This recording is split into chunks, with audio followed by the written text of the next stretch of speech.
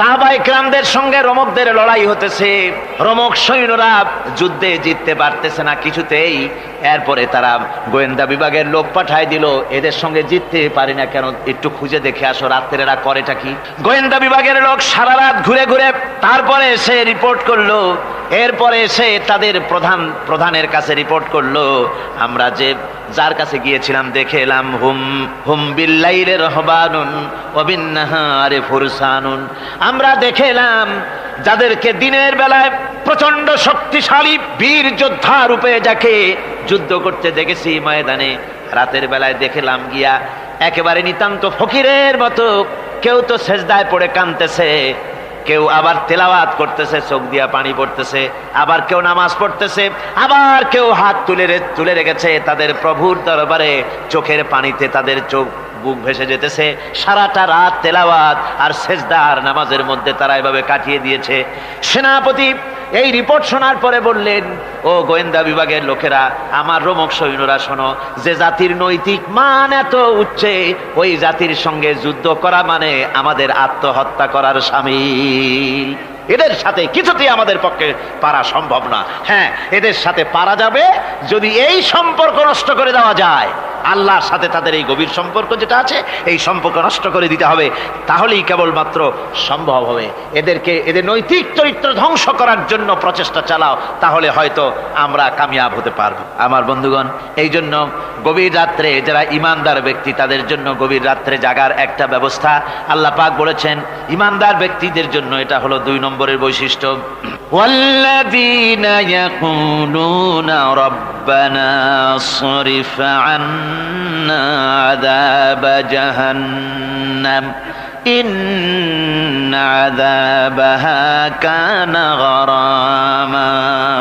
রহমানের বান্দার, খাঁটি বান্দার 3 নম্বরের বৈশিষ্ট্য হচ্ছে তারা আল্লাহ রব্বুল আলামিনের দরবারে হাত তুলে ফরিয়াদ জানায়, আল্লাহর কাছে মোনাজাত করে, আল্লাহ রব্বুল আলামিনকে বলে, আয় আল্লাহ, হে আমার প্রভু, আয় আমার রব, জাহান্নামের আগুন থেকে দয়া করে আমারে বাঁচাও। জোরে বলেন আমিন, জোরে বলেন আমিন। জাহান্নামের বর্ণনা আমরা এই মাহফিলে করেছি, করি নাই? মনে আছে? দারুণ কঠিন জায়গা, অত্যন্ত কঠিন জায়গা, মারাত্মক জায়গা জাহান্নাম। ওই জাহান্নামের জন্য আল্লাহর কাছে কাঁদতে হবে, মাপ চাইতে হবে জাহান্নাম থেকে। মুমিন ব্যক্তির 3 নম্বরের বৈশিষ্ট্যই তাই। সে বলবে, রব্বানা সরিফ আন্না আযাবা জাহান্নাম ইন্না আযাবাহা কানা গরামা। আয় আল্লাহ, তোমার জাহান্নামের শাস্তি থেকে তোমার কাছে মাপ চাই। আল্লাহ পাক বলেন, এই জাহান্নামের শাস্তি বড়ই প্রাণান্তকার হবে। ইন্নাহা সাআত মুস্তাকাররান ওয়া মুকামা। জাহান্নাম হচ্ছে অবস্থানের জন্য অত্যন্ত নিকৃষ্ট, খুবই খারাপ জায়গা এই জাহান্নাম। কিন্তু মুসলমানদের অবস্থাটা ভিন্ন। মুসলমানেরা নেক আমল করে, ইবাদত বন্দি করে, তা সত্ত্বেও তার কলিজা কাঁপতে থাকে। সুবহানাল্লাহ, তার কলিজা কাঁপতে থাকে যে আমি যে ইবাদত করছি এই ইবাদত আল্লাহর দরবারে মঞ্জুর হচ্ছে কিনা। এই জন্য তার মন কাঁদতে থাকে। সে আমলের উপর নির্ভর করে থাকে না, সে আল্লাহর দয়ার উপরে নির্ভর করে। কিসের উপরে নির্ভর করে? আল্লাহর দয়া, আল্লাহর রহমতের উপরে নির্ভর করে। আর সে আল্লাহর কাছে কাঁদতে থাকে, রব্বুল আলামিন, তুমি দয়া করে মেহেরবানি করে আমার হিসাব নিও না। আমার হিসাব করে যদি বেহেশতে দাও তাহলে তো বেহেশতে যাইতে পারবো। কিয়ামতের দিন আল্লাহ রব্বুল আলামিন কোন মানুষকে যদি হিসাবের জন্য ধরে ফেলেন, তাহলে ওই বান্দার আর জাহান্নাম ছাড়া কোনো পথ নাই। এই জন্য আল্লাহ শিখায় দিয়েছেন, বান্দা দোয়া কর, ওয়া আদখিলনাল জান্নাতা বিগাইরি হিসাব। আয় আল্লাহ, বিনা হিসাবে তোমার জান্নাত আমাকে দান করো। আবার হুজুর দোয়া করেছেন, আল্লাহুম্মা হাসিবনি হিসাবান ইয়াসীরা। আয় আল্লাহ, তুমি আমার সহজ হিসাব নাও। পড়েন, আল্লাহুম্মা হাসিবনি হিসাবান ইয়াসীরা।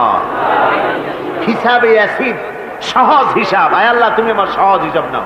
এই হাদিসের ব্যাখ্যায় এসেছে সহজ হিসাব কি? ব্যাখ্যায় এসেছে সহজ হিসাবটা হচ্ছে আল্লাহ রাব্বুল আলামিন কিয়ামতের ময়দানে তার কোন বান্দাকে যদি রহমত করতে চান, কোন বান্দার প্রতি যদি দয়া করতে চান, কাউকে যদি ক্ষমা করতে চান, তাহলে আল্লাহ রাব্বুল আলামিন তাকে একটা পর্দার আড়ালে ডেকে নেবেন। একটি পর্দার আড়ালে রেখে নিয়ে আল্লাহ পাক জিজ্ঞেস করবেন, বান্দা তুই কি এই গুনাহগুলি করেছিলি নাকি, এইটা এই সব গুনাহ করেছিস নাকি? আল্লাহ জিজ্ঞেস করবেন বান্দাকে, অবস্থাটা কেমন হবে চিন্তা করেন, বান্দা এইগুলি করেছিস নাকি? বান্দা ভয়তে থরথর করে কাঁপতে থাকবে, কলিজা ভয়তে কাঁপতে থাকবে, অস্থির হয়ে যাবে। সে স্বীকার করবে, রব্বুল আলামিন তুমি যা বলেছো আমি এর সব অন্যায় আমার দ্বারা হয়েছে, আমি বুঝতে পারি নাই, আমাকে মাফ করে দাও।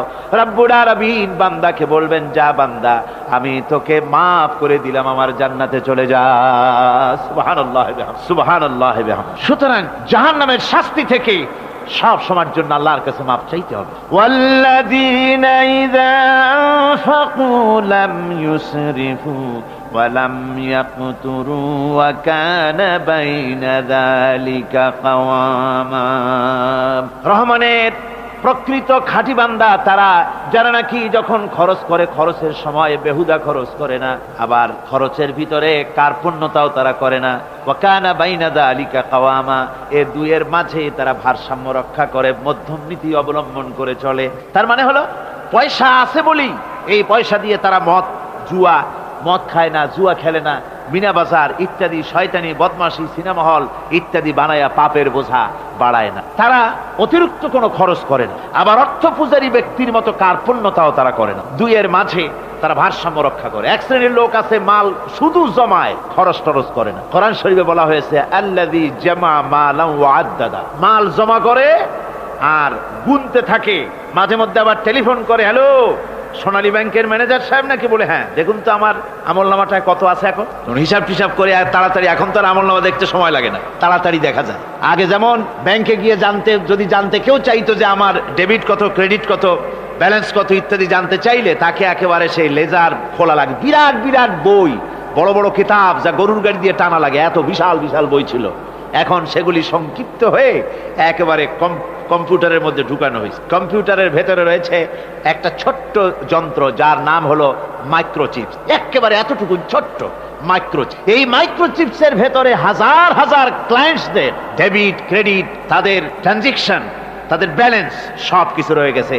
আপনি যখনই জিজ্ঞেস করবেন সে বাটন একটা দাবালো আর সাথে সাথে স্ক্রিনে এসে গেল আপনার নাম কি, বাপের নাম কি, দাদার নাম কি, কত টাকা জমা করছিলেন, কোন কোন তারিখে উঠাইছেন, হাতে কত নিছেন কত, 14 গোষ্ঠীর ইতিহাস একটা চাপে চলে আসে। তো আমি মানুষকে এভাবে বলি যে এই বুদ্ধিটা যিনি দিলেন, লোকেরা বলে তো কয় যে কিয়ামতের দিন আল্লাহ নাকি আমলনামা দিবে মানুষের সামনে হাজির করিয়া, ইমানদারের সামনের থেকে ডান হাতে, বেঈমানের পিছন থেকে কোন হাতে, বাঁ হাতে।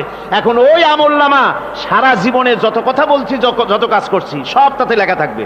তাহলে সেটা তো একটা বিশাল একটা বই হবে, তো আমরা হাতে করে ধরবই বা কেমনে, আর ওটা হবেই বা কেমনে, আর ওটা পড়বই বা কেমনে। এখন তো বুঝতে সহজ হয়েছে কেমনে পড়বেন। মানুষের মাথায় যদি এই বুদ্ধি আসে, একটা ছোট্ট মাইক্রোচিপসের ভেতরে যদি হাজার হাজার ক্লায়েন্টসদের কোটি কোটি শত শত সহস্র কোটি একটা মাইক্রোচিপসের ভিতরে ঢুকানো যায়, তাহলে এই বুদ্ধি যিনি দিলেন তিনি বুঝি এর চাইতেও ছোট্ট বইয়ের মধ্যে আপনার আমলনামা উঠে দিতে পারবে না নাকি? যারা বলেন পারবে কিনা? নিশ্চয়ই পারবেন, হাজার বার পারবে বন্ধুগণ। সুতরাং এরা মাল জমা করে আর গোনে, জিজ্ঞেস করে ম্যানেজার সাহেব কত হয়েছে, বলে যে এত লক্ষ এত। তখন আবার চিন্তা হয় যে আরো কত টাকা জমাইতে পারলে কোটি হয়, তারপরে আরো 200 কোটি হয়, এভাবে তারা জমাইতে থাকে, খরচ করে না। তো এ ব্যাপারে সন্তানের জন্য, সন্তানদের জন্য খরচ যেটা লাগে সেটা স্ত্রী পুত্র সন্তান আত্মীয় স্বজন যে আছে যা, তাদের জন্য যে পরিমাণ খরচ করা লাগে তা যদি না করে তাহলে এটা হচ্ছে বখিলি। আর খরচ করতে গিয়ে যদি বেশি করে তাহলে সেটা হচ্ছে বেহুদা খরচ। এখন এই বেহুদা খরচ থেকে আমাদেরকে বাঁচতে বলা হয়েছে। বিষয়টা হচ্ছে নিজের আত্মীয় স্বজন সন্তান সন্ততির জন্য খরচ করতে হবে যা লাগে তাই, আর আল্লাহর রাস্তায় যখন দেওয়ার কথা আসে তখন প্রাণ খুলে দান করতে হবে। দেখেন লোকেরা যখন আল্লাহর রাস্তায় দান করতে বলা হয় পকেটের মধ্যে হাত দিয়ে তারপর আঙ্গুল অনেক সময় কষাকষি করে। একজনে জিজ্ঞেস করলাম, মিয়া পয়সা দিবাতে এত পকেটে হাত রাখিয়া বাইরে করো না মোটে? কয় যে ঘষে দেখতেছি শিখি না 10 পাই। তাহলে এইভাবে আল্লাহর রাস্তায় দেওয়ার সময় এই যে কার্পণ্যতা, এই কার্পণ্যতা মানুষকে তাকে শেষ করে দেয়, তার ঈমানকে নষ্ট করে দেয়। আর পয়সা আছে বলে বেশি খরচ করতে হবে, যেমন বিবাহে লোকেরা খরচ করে আমাদের দেশে, কোরবানি করতে গিয়ে খরচ করে। হ্যাঁ, কোরবানি করবেন, আপনি ভালো একটা কোরবানি করবেন, আপনার পয়সা যেমন আছেন তেমন, কিন্তু 50,000 টাকা দাম দিয়ে একটা গরু কিনা সেই গরুর গলায় মালা দিয়া এরপরে সারা শহরে প্রদর্শনী করতে হবে, এর কোনো যুক্তি নাই। আছে কোনো যুক্তি? যদি তা হয় তাহলে ওই গরু যিনি কেনেন তার গলায় মালাই দিয়ে দুজনে একসাথেই ঘুরানো দরকার, বুঝলেন? আমার বন্ধুগণ, আপনি কোরবানি করবেন, কোরবানি আপনার 10,000 টাকায় হয়ে যেতে পারে, 15,000 টাকায় হয়ে যেতে পারে। বাকি টাকাগুলি আল্লাহর রাস্তায় খয়রাত করে দেন। কত গরিব আত্মীয় আছে তাদের দিয়ে দেন। 50,000 টাকা দিয়ে বিরাট বাজারের সেরা গরু খরিদ করে কোরবানি দিচ্ছেন। অর্থটা কি? মানুষকে দেখাচ্ছেন আল্লাহর দরবারের গোশত যাবে না, চামড়া যাবে না, রক্ত যাবে না, যাবে আপনার নিয়ত। কি যাবে? নিয়ত। সুতরাং আল্লাহর রাস্তায় যখন খরচ করবেন, সেই খরচ করার ব্যাপারে তখনও নিয়তটা দেখতে হবে। হালাল পথে খরচ করতে গেলেও নিয়তটা দেখতে হবে, এবং তখনও বেহুদা খরচ করা যাবে না। বিবাহে যেভাবে খরচ আজকাল করে মানুষেরা, হুজুর সাল্লাল্লাহু আলাইহি ওয়াসাল্লাম বলেছেন যে বিবাহে যত খরচ কম সেই বিবাহ তত বরকতপূর্ণ। আর আমরা মনে করি বিবাহে যত বেশি খরচ বাড়ানো যায় ততই এটা বেশি শানদার হবে। উল্টা চিন্তা করি। আল্লাহ রাব্বুল আলামিন এরপরে বলছেন, والذين لا يدعون مع الله إلها آخر ولا يقتلون النفس التي حرم الله إلا بالحق ولا يزنون ومن يفعل ذلك يلقى أثاما। আর রহমানের খাঁটি বান্দা যারা, তাদের 5 নম্বরের বৈশিষ্ট্য হচ্ছে এই যে তারা আল্লাহর সাথে, আল্লাহকে বাদ দিয়ে অন্য কাউকে ইলাহা বলে, মাবুদ বলে ডাকে না। এই ব্যাপারেও ব্যাখ্যা আমরা এই মাহফিলে দিয়েছি, মনে আছেন আপনাদের? আল্লাহ ছাড়া অন্য কাউকে ইলাহা বলে ডাকা যাবে না। ওয়ালা ইয়াকতুলুনা আন-নাফসাল্লাতী হারামাল্লাহু ইল্লা বিল হক। আর আল্লাহ যে সমস্ত প্রাণকে, আর ওই লোকেরা যারা নাকি আল্লাহ ছাড়া, ইমান রহমানের বান্দা যারা, তারা একদিকে তো আল্লাহ ছাড়া অন্য কাউকে ডাকে না, মাবুদ বলে স্বীকার করে না, অন্যদিকে আল্লাহর হারাম করা প্রাণগুলিকে তারা ধ্বংস করে না। অর্থাৎ আল্লাহ যাদেরকে হত্যা করতে নিষেধ করেছেন, প্রাণীদেরকে হত্যা করতে, মানুষ হত্যা করতে নিষেধ করেছেন, আল্লাহর নিষেধ, আল্লাহ যেগুলি জায়েজ করেছেন সেগুলি বাদ দিয়ে হত্যা করা, এগুলি তারা করে না। ওয়ালা ইয়াজনুন, আর তারা জেনা ব্যভিচারেও লিপ্ত হয় না। এটা হচ্ছে যে এই সমস্ত লোকগুলি তারা গুনাহ থেকে মুক্ত থাকতে চেষ্টা করে। তারা আল্লাহ ছাড়া আর কাউকে রব বলে ডাকে না, ইলাহ বলে ডাকে না, মাবুদ বলে ডাকে না। হযরত ইবনে মাসউদ রাদিয়াল্লাহু তাআলা আনহু বলেছেন, তিনি রাসূল পাক সাল্লাল্লাহু আলাইহি ওয়াসাল্লামের কাছে জিজ্ঞেস করেছিলেন, হে রাসূল, সবচাইতে বড় গুনাহ কি? হুজুর বলেছেন সবচাইতে বড় গুনাহ 3টা। সবচেয়ে বড় গুনাহটা কয়টা? রাসূল পাক সাল্লাল্লাহু আলাইহি ওয়াসাল্লাম বলেছেন সবচাইতে বড় গুনাহ হচ্ছে 3টি। একটি হচ্ছে, তুমি যদি কাউকে আল্লাহর সমতুল্য প্রতিদ্বন্দ্বী বানিয়ে যদি তার কাছে কিছু চাও, তাহলে এটা সবচেয়ে বড় গুনাহ। সন্তান দিতে পারেন আল্লাহ, তোমাকে রোগমুক্ত করতে পারেন আল্লাহ, আল্লাহ যা করতে পারেন এই সব বিষয়গুলি যদি মানুষের কাছে চাও, তাহলে তুমি আল্লাহর জায়গায় তাকে বসালে, এটা সবচেয়ে বড় গুনাহ। আর 2 নম্বরের গুনাহ হচ্ছে নিজের সন্তান তোমার খাবার খাবে, তোমার খাবারে সন্তান ভাগ বসাবে, এই ভয়তে সন্তানকে হত্যা করা, এটাও বিরাট পাপ। আর 3 নম্বরে হচ্ছে প্রতিবেশীর স্ত্রীর সঙ্গে জেনা করা, এটা হলো আরেকটি। মোট 3টি গুনাহ বলেছেন রাসূলুল্লাহ, সবচাইতে মারাত্মক গুনাহ। তার মধ্যে এই গুনাহগুলি তো আমাদের সমাজে চালু আছে। একদিকে সমাজের ভেতরে রয়েছে আল্লাহ ছাড়া মানুষের কাছে, মাজারের কাছে গিয়া, কবরের কাছে গিয়া, কবরওয়ালার কাছে চাওয়ার এই রেওয়াজ চালু আছে। এই রেওয়াজ কি চট্টগ্রামে কমেছে না বেড়েছে? কমেছে। জোরে কোন আলহামদুলিল্লাহ। কমে গিয়েছে, আগের তুলনায় বহুত কমেছে। যারা এই মাজারকে নিয়ে ব্যবসা করে, তারা অনেকে বলেছেন যে আমাদের ইনকাম আগে যা ছিল তার থেকে 4 আনায় নেমে গিয়েছে, 12 আনাই শেষ। জোরে কোন আলহামদুলিল্লাহ। জোরে বলেন আলহামদুলিল্লাহ। এই মাজার পূজা থেকে বাঁচতে হবে। 2 নম্বরে রয়েছে, সমাজের ভিতরে চালু আছে এই যে সন্তান হত্যা করা, এই হত্যা করার এক রেওয়াজ চালু আছে। এরপরে রয়েছে এমনি মানুষকে হত্যা করা। কলেজ ইউনিভার্সিটিতে যেভাবে মানুষ হত্যা করা হচ্ছে, এরা জানে না নিজের আদর্শকে প্রতিষ্ঠার জন্য আন্দাজ এবং অনুমানের উপরে ভিত্তি করে জেদ করে মানুষকে হত্যা করছে। কি বলেন? করে না? আল্লাহ রাব্বুল আলামিন বলেন, ওয়া ইয়াকুতুল মুমিনা মুতাআম্মিদান ফাজাযাউহু জাহান্নাম খালিদিনা ফিহা আবাদান। আল্লাহ রাব্বুল আলামিন বলেন, মুমিন বান্দা কি কেউ যদি ইচ্ছে করে কাউকে হত্যা করে, তাহলে তার জায়গা হবে জাহান্নাম, তার আর কোনো শাস্তি নাই, একমাত্র জাহান্নামই হবে তার শাস্তি, চিরকাল জাহান্নামের ভিতরে থাকতে হবে। জোরে বলেন নাউজুবিল্লাহ। আজকে কলেজের মধ্যে, ইউনিভার্সিটিতে অনবরত আমরা হত্যাকাণ্ডের খবর শুনতে পাচ্ছি, সমানে হত্যা হচ্ছে। এই যে সন্ত্রাস এবং হত্যা যা হচ্ছে কলেজ ইউনিভার্সিটিতে, আপনারা আমাকে বলেন অনুরূপ হারে মাদ্রাসায় এই ধরনের সন্ত্রাস হচ্ছে? এত আস্তে জবাব দিলেন তাহলে বোধহয় হচ্ছে দেশে। মাদ্রাসায় সন্ত্রাসের কারণে, কোন টাইটেল মাদ্রাসা, ফাজেল মাদ্রাসা সন্ত্রাসের কারণে বন্ধ হয়েছে এমন কোন নজির আপনারা পেয়েছেন? পান নাই। কেন পান? কলেজ বন্ধ হচ্ছে, ইউনিভার্সিটি বন্ধ হচ্ছে সন্ত্রাসের কারণে, মাদ্রাসা বন্ধ হয় না কেন? তার কারণ হচ্ছে কলেজ ইউনিভার্সিটিতে কোরআন পড়ানো হয় না, হাদিস পড়ানো হয় না, তাই তারা হত্যা করলে কি পাপ হয় তাও জানে না। হত্যা পাপ, হত্যার পাপ তো দূরের কথা, মানুষ কোরআন শুনতে আসে, কোরআন শুনতে আসাটাও তাদের বরদাস্ত হয় না। আমি জানতে পারলাম, এ মাহফিল আসার সময় জানতে পেরেছি, চট্টগ্রাম বিশ্ববিদ্যালয়ের কাছে থেকে শ্রোতৃমণ্ডলী, মাহফিলের শ্রোতারা বাসে যখন আসতেছিল, সেখানকার কিছু সংখ্যক ছেলেরা ইট পাটকেল মেরেছে বাসের উপরে, বহুত লোক সেখানে আহত তারা করেছে। নাউজুবিল্লাহি মিন যালিক। কি শিক্ষা দেওয়া হচ্ছে সেখানে? কিন্তু মাদ্রাসায় তো হচ্ছে না। কেন হয় না? তার কারণ হচ্ছে মাদ্রাসাগুলিতে কোরআনে কারীম পড়ানো হয়, রাসূলুল্লাহর হাদিস পড়ানো হয়, সেখানে জানানো হয়, এই কথাগুলি পড়ানো হয়, যদি কেউ কাউকে হত্যা করে জাহান্নাম ছাড়া কোনো জায়গা থাকবে না, চিরকাল জাহান্নামে থাকতে হবে, এই ভয়তে ওরা হত্যার ভিতরে যায় না। এই জীবন জীবন নয়, পরকাল আছে, কিয়ামতের দিন আল্লাহর দরবারে দাঁড়ায়া জীবনের সবকিছুর হিসাব দিতে হবে। এই জন্য তারা এসব জানে বলে, এসব তাদের রক্তে মাংসের ভিতরে ঢুকানো আছে বলে তারা চুরি ডাকাতি জেনা ব্যভিচার হত্যার দিকে তত যায় না যত এরা যায়। ঠিক কিনা বলে? কলেজ ইউনিভার্সিটিতে আজকে কোরআন শরীফ পড়ানো হয় না। মাদ্রাসা এবং মসজিদে, মাদ্রাসাগুলিতে যে কারণে সন্ত্রাস হয় না, ওই কারণটা যদি কলেজ ইউনিভার্সিটিতে ঢুকানো যায় তাহলে সন্ত্রাস বন্ধ হতে পারে। ঠিক কিনা কর? আমার ভাইরা, আজ বাংলাদেশে যে কয়টা ইউনিভার্সিটি আর যতগুলি কলেজ আছে, এদেশের সাধারণ মানুষের রক্তার্জিত পয়সা দিয়েই এই কলেজ ইউনিভার্সিটি চালানো হয়, কিন্তু সেখানে কোরআন শরীফের তাফসীর পড়ানো হয় না, হাদিস শরীফ পড়ানো হয় না, হয় সব পড়ানো হয়, কিন্তু কোরআনে কারীমের তাফসীর পড়ানো হয় না, হাদিস শরীফ পড়ানো হয় না।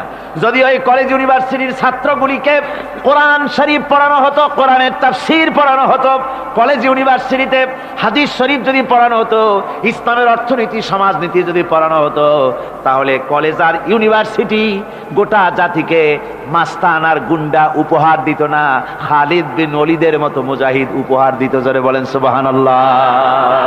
আজকে গোটা জাতির চিন্তা চেতনা ধারণার বহির্ভূত সেখান থেকে সন্তান আমরা পাচ্ছি। আজকে সেখানে ছেলে পাঠাচ্ছে বাপ, ছেলে পাঠাচ্ছে, ছেলে লেখাপড়া করে সেখান থেকে ভালোভাবে পাশ করে আসবে, চাকরি বাকরি করবে, মা বাপের সুখের কারণ হবে, কিন্তু দেখা যায় কিছুদিন পর সেখান থেকে চলে আসে সন্তান লাশ হয়ে বাপের ঘরে ফিরে এলো। কি শিক্ষা হচ্ছে? এই শিক্ষা ব্যবস্থার আমূল পরিবর্তন হওয়া দরকার। আপনারা অবাক হবেন, শিক্ষা ব্যবস্থার পরিবর্তন হওয়া দূরের কথা, কোরআন হাদিস কলেজ ইউনিভার্সিটিতে পড়ানো তো দূরের কথা, নামাজের জন্য কোনো তাগিদ নাই। কোন কলেজে কোন ইউনিভার্সিটিতে এরকমের তাগিদ আছে যে যারা মুসলমান ছাত্র জোহরের আযান হয়ে যাবে সব ছাত্র শিক্ষককে বাই হুক এন্ড ক্রুক মসজিদে যেতে হবে, 5 ওয়াক্ত নামাজ বা জামাত আদায় করতে হবে, এমন হুকুম আছে? আছে। এর পরেও ছেলেরা যে যতটুকুন ভালো আছে, ও তো বাস ভাঙছে ইউনিভার্সিটির সামনে পাইয়া, ওরা লাঠি ঠ্যাঙ্গা নিয়ে যে দূর আসে না, এই তো কপাল। কথা বুঝতে পেরেছেন? ওদের তো কিছু শিখানো হয় না, কিচ্ছু, অর্থাৎ চরিত্র সৃষ্টি তাদের করানো হয় না। নামাজের তাগিদ নাই, রোজার তাগিদ নাই, ওজন একটা আলাদা জগৎ। যুবতী মেয়ে, যুবতী ছেলে, যুবক ছেলে পড়াশোনা করে কো এডুকেশন, সহশিক্ষায়, একসাথে যুবক পুরুষ আর যুবতী মহিলা একসাথে ওঠা বসা করছে, একসাথে পিকনিক করতে কোথায় হারায় যাচ্ছে, কি করতেছে না করতেছে দেখারও কেউ নাই। জোরে কর নাউজুবিল্লাহ। আজ তাই এক কথায় ইউনিভার্সিটিকে এদেশের একজন কবি বলেছিলেন ডাকাতদের গ্রাম। এখন শুধু ডাকাত না, মানে ডাকাতদের একেবারে আড্ডাখানা হয়ে গিয়েছে, অস্ত্রবাজির আড্ডাখানা হয়ে গিয়েছে। তাদের চরিত্র নষ্ট করার জন্য, ইসলামের থেকে তাদের মনকে ফিরিয়ে দেওয়ার জন্য বইপত্রের অভাব নাই, কোরআন হাদিসের অভাব আছে সেখানে, কিন্তু তাদের মন মগজ ইসলাম থেকে যেন ফিরে যায় এজন্য তাদেরকে বইপত্র দেওয়া হয়। যেমন সেই যুগের নাম করা কবি ছিল ইমরাউল কায়েস, খুব নাম করা কবি ছিল। তার কবিতার বই সাবায়ে মুআল্লাকা আজও পর্যন্ত মাদ্রাসা শিক্ষার, উচ্চ শিক্ষায় এবং ইউনিভার্সিটি শিক্ষায়, সেখানে আধুনিক শিক্ষার, উচ্চ শিক্ষায় সেখানে এ বই এখনো পড়ানো হয়। এই বইটির লেখক অর্থাৎ নাম করা কবির ছিল অনেকগুলি শত্রু। একদিন তার প্রাণের শত্রু তাকে ঘিরে ফেলেছে মরুভূমির ভেতরে, বলছে, তারা দুজন ছিল সংখ্যায়, বলল যে তোমাকে আমরা হত্যা করব। ইমরাউল কায়েস যখন দেখলো যে এদের হাত থেকে বাঁচার কোনো পথ নাই, তখন সে বলল, দেখো তোমরা তো আমাকে মারবে, কিন্তু একটা কথা আমি তোমাদেরকে বলি, আমাকে মারার পরে আমার দুটো মেয়ে আছে, মেয়ে দুটিকে একটি খবর পৌঁছে দেবে। কি খবর? বলে আমাকে মৃত্যু মারার পর আমার বাড়ি গিয়ে মেয়ে দুটিকে গিয়ে বলবে, ইয়া বানাতি ইমরাউল কাইস ইন্না আবাকুমা। বাস এই কথাটুকুন বলে দেবে। তো যারা হত্যা করবে তারা চিন্তা করলো যে এই কথার দ্বারা তো আমরা হত্যা করেছি, তা তো প্রমাণিত হবে না, সুতরাং মারতে অসুবিধাটা কি? তারা মেরে ফেললো। মারার পরে মরুভূমির ভিতরে তাকে গেড়ে দিয়ে এরপরে এই দুইজন লোক ওয়াদা পালন করার জন্য ইমরাউল কায়েসের বাড়ি গেছে। বাড়ি গিয়ে বলছে মেয়ে দুটোকে ডেকে যে, হে মেয়েরা, তোমাদের পিতার সঙ্গে মরুভূমিতে আমাদের দেখা হলো, তারপরে তোমার পিতা আমাকে তোমাদেরকে একটা কথা বলতে বলেছেন, সেটা হলো এই, ইয়া বানাতি ইমরাউল কাইস ইন্না আবাকুমা। শোনা মাত্রই মেয়ে দুটি চিৎকার করে কেঁদে উঠেছে। তাদের চিৎকার শুনে আশেপাশের লোকেরা এসে জিজ্ঞেস করলো, তোমরা কাঁদছো কেন? কয় যে এই দুটি লোক আমার পিতাকে হত্যা করেছে। কয় কি করে বুঝলে? কয় এই যে এদের কাছে আমার আব্বা একটা খবর পাঠাইছেন, খবরটা হলো ইয়া বানাতি ইমরাউল কাইস ইন্না আবাকুমা। ওরা বলছে এতে ওরা হত্যা করেছে, তা কি করে বোঝা গেল? এর অর্থ তো হচ্ছে যে হে ইমরাউল কায়েসের মেয়েরা, নিশ্চয়ই তোমার পিতা, তো নিশ্চয়ই তোমার পিতা কি খায় না ঘুমায় না, বিদেশে গেছে, কি করে বোঝা গেল যে সে নিহত হয়েছে? মেয়ে দুটি বলছে, দেখো আমার পিতা যে কবিতার পংক্তি বলেছেন এর দ্বিতীয় লাইন আমরা জানি কি হবে, ইয়া বানাতি ইমরাউল কাইস ইন্না আবাকুমা, এর দ্বিতীয় লাইন হবে কাদ কুতিলা ওয়া কাতিলুহু লাদাকুমা। এর দ্বিতীয় লাইন হবে নিশ্চয়ই তোমার পিতা নিহত আর হত্যাকারীরা দুজনই তোমাদের সম্মুখে উপস্থিত। এখন আপনারা চিন্তা করেন যে মহিলারা পর্যন্ত সেই যুগে কতখানি বুদ্ধিমতী, কতখানি তারা বুৎপত্তি সম্পন্না ছিল সেই যুগের মহিলারা পর্যন্ত, পুরুষ তো দূরের কথা। তো জ্ঞান বুদ্ধি সবই ছিল, সব থাকা সত্ত্বেও এই যে তারা চুরি করত, ডাকাতি করত, জিনা করত, ব্যভিচার করত একটি জিনিসের অভাবে। কয়টি জিনিসের অভাবে? সেই জিনিসটা হচ্ছে ওদের কাছে ওহির জ্ঞান ছিল না। ওহির জ্ঞান না থাকার কারণে ওদের এই চরম দুরবস্থা হয়েছিল। আর রাসূল পাক সাল্লাল্লাহু আলাইহি ওয়াসাল্লাম ওহির জ্ঞান দিয়ে ওই জাতিকে গোটা পৃথিবীর মধ্যে শ্রেষ্ঠ জাতিতে পরিণত করে দিয়েছিলেন। আজকে আমাদের দেশের শিক্ষা ব্যবস্থায় ওই ওহির জ্ঞান নাই, যার ফলে আমাদের দেশে ছেলেরা শিক্ষিত হয় কিন্তু সেই যুগের লোকেদের মতো হতে পারছে না, কলেজ এবং ইউনিভার্সিটি ওই ধরনের লোক তৈরি করতে পারছে না। আমার বন্ধুগণ, সে যুগের থেকে আমরা উন্নতি অনেক করেছি, উন্নতি বিশেষ বিশেষ ক্ষেত্রে এই করেছি। সে যুগের লোকেরা, তারা যারা চোর ছিল, চুরি করত, তারা লেখাপড়া জানতো না। আজকে যারা চুরি করে তারা তো কমসে কম ম্যাট্রিক পাস। সে যুগে যারা ডাকাতি করত তারা লেখাপড়া জানতো না, আজকের যারা ডাকাত তারা কমসে কম বিএ পাস। আগের যুগে, সেই যুগে যারা নাকি মানুষ হত্যা করত তারা লেখাপড়া জানতো না, আর আজকে যারা মানুষ হত্যা করে তারা রীতিমতো শিক্ষা গ্রহণ করে কোথায় কেমনে আঘাত দিলে তাড়াতাড়ি মরে এটা জেনে শুনে ট্রেনিং নিয়ে তারপরে মানুষকে হত্যা করে। অগ্রগতি উন্নতি এতটুকুন হয়েছে, কিন্তু মৌলিক মানবীয় গুণাবলী সৃষ্টি করার জন্য কোরআনের অবদানের কোনো বিকল্প নাই। জোরে কোন সুবহানাল্লাহ। আমি গত 4 দিন আপনাদের সামনে কোন সূরা আলোচনা করেছি? সূরা ফুরকান। আমি সূরাটিকে শেষ করতে পারবো না, মানে মাঝখান থেকে আলোচনা করতে পারবো না, যেহেতু সময় নেই, আজকেই তো শেষ হয়ে যাবে। সেই জন্য আমি বেছে নিয়েছি সূরা ফুরকানের শেষ রুকুটি আপনাদের সামনে আজকে আলোচনা করব, যেখানে আল্লাহ রাব্বুল আলামিনের খাঁটি বান্দা তৈরি করার পরিকল্পনা আল্লাহ দিয়েছেন। খাঁটি বান্দা হওয়ার জন্য আল্লাহ পাক একটা ফর্মুলা বলেছেন, সেই ফর্মুলাটা আজকে আমরা এখানে আলোচনা করব। এই ফর্মুলা দিয়েই জনাবে মুহাম্মদ রাসূলুল্লাহ সাল্লাল্লাহু আলাইহি ওয়াসাল্লাম একটি সুন্দর সমাজ সৃষ্টি করেছিলেন, একটি আর্থসামাজিক সুন্দর সমাজ বিনির্মাণে যে ধরনের লোক তৈরি করা দরকার ছিল, এই কোরআনে কারীমের মাধ্যমেই রাসূল পাক সে ধরনের লোক তৈরি করেছিলেন। আসুন শয়তানের ওয়াসওয়াসা থেকে পানাহ চেয়ে নিয়ে আমরা কথা শুরু করি। আউযু বিল্লাহি মিনাশ শাইতানির রাজীম। বিসমিল্লাহির রাহমানির রাহিম। মুফিজুর রহমান সাহেব আমাকে খবর দিলেন, ওনার কাছে খবর এসেছে যে মানুষ ভিড়ে এবং চাপে শ্বাসরুদ্ধ হয়ে মরে যাওয়ার উপক্রম হয়ে যাচ্ছে বিভিন্ন জায়গায়। তা আমি আপনাদেরকে অনুরোধ করব, যিনি যেখানে আছেন সামনের দিকে বাড়ার কোনো চেষ্টা করবেন না। রাস্তায় থাকেন, ড্রেনের পাশে থাকেন, গাছের উপরে থাকেন, ছাদের উপরে থাকেন, যেখানে থাকেন সেখানে বসে পড়েন। রাস্তা তো ট্রাফিক বন্ধ করে দেওয়া হয়েছে, গাড়ি ঘোড়া এসব রাস্তায়, এ মাহফিলের চারদিকের সমস্ত রাস্তার গাড়ি ঘোড়া বন্ধ করে দেওয়া হয়েছে। ফলে আপনারা রাস্তার উপরে বসে পড়েন, দাঁড়িয়ে থাকবেন না, দাঁড়াতে গেলেই মানুষের চাপে হেলাধুলা করবেন, পড়ে যাবেন, হাত পা ভেঙে যাওয়ার প্রাণান্তকার দশা হওয়ার সম্ভাবনা হবে। সুতরাং আমি সকলকে অনুরোধ করছি, মেহেরবানি করে কোরআনের সম্মানে, এ মাহফিলের সম্মানে আপনারা যার যার জায়গায় বসে পড়েন, কেউ দাঁড়িয়ে থাকবেন না, আর মোটেই চাপাচাপি করবেন না, কেউ কথা বলবেন না, আর দাঁড়াবেনও না। শয়তানের ওয়াসওয়াসা থেকে পানাহ চেয়ে পরম করুণাময় আল্লাহ রাব্বুল আলামিনের নামে শুরু করছি। তাবারাকাল্লাযী জাআলা ফিস সামাই বুরুজাও ওয়া জাআলা ফিহা সিরাজাও ওয়া কামারাম মুনীরা ওয়া হুয়াল্লাযী জাআলাল লাইলা ওয়ান নাহারা খিলফাতান লিমান আরাদা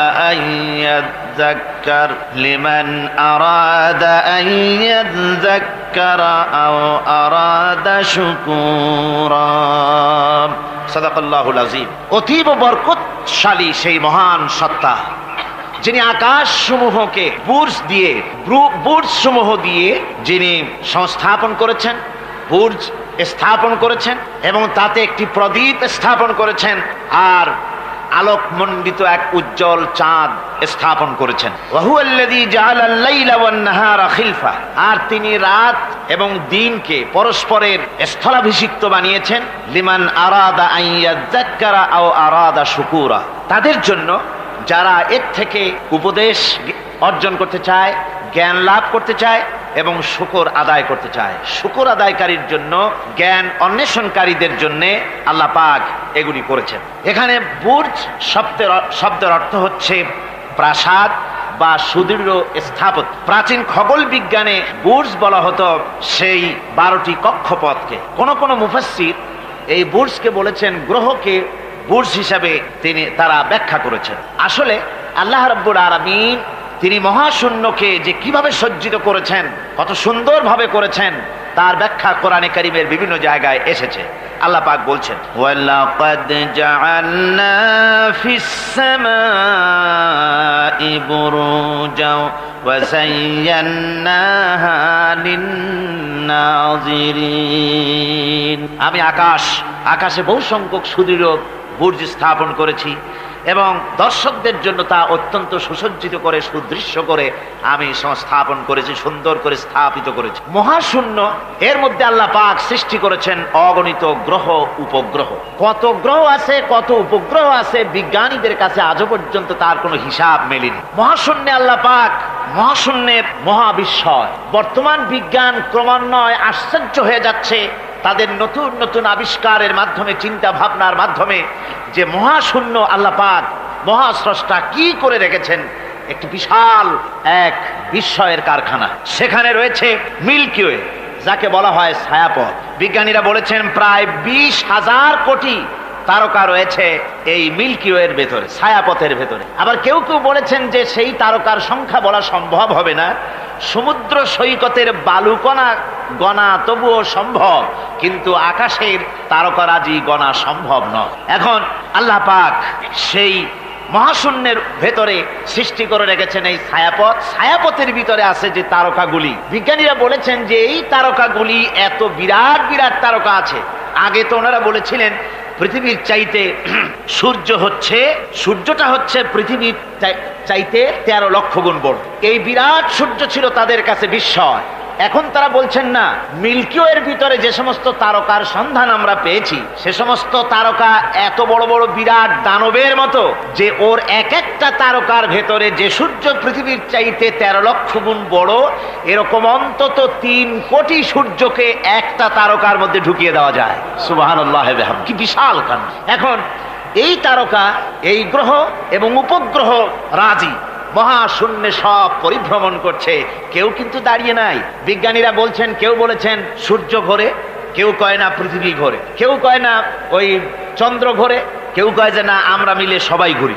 এখন আসলে বিষয়টা কি, কে ঘোরে আর কে ঘোরে না? আসল কথাটা নিতে হবে কোরআনের কাছ থেকে। কার কাছ থেকে? ওই চন্দ্র সূর্যের স্রষ্টা যিনি, মহাবিশ্বের স্রষ্টা যিনি, তিনিই বলতে পারবেন যে আসলে ঘোরে কে। আল্লাহ রাব্বুল আলামিন বলেন ওয়া কুল্লুন ফি ফালাকিন ইয়াসবাহুন। মহাশূন্যের পরে যা কিছু আছে সব সন্তরণশীল, সব গতিশীল, কেউ দাঁড়িয়ে নাই, সব সাঁতার কাটতেছে, সব ছোটাছুটি করছে। ছোটাছুটি করছে, তা আবার এত দ্রুত গতি এক একটা, যে গতির কথা আমরা চিন্তা করতে পারবো না। ভীষণ তীর্যক গতিতে সব ছুটছে তো ছুটছে, কিন্তু ওখানে আবার কোনো ট্রাফিক